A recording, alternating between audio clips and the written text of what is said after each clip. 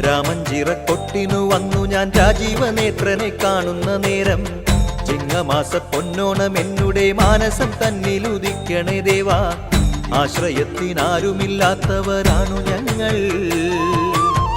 ആനന്ദം നിന്നമ്പലം തന്നിലായി തേടുന്നോരാണു ഞങ്ങൾ.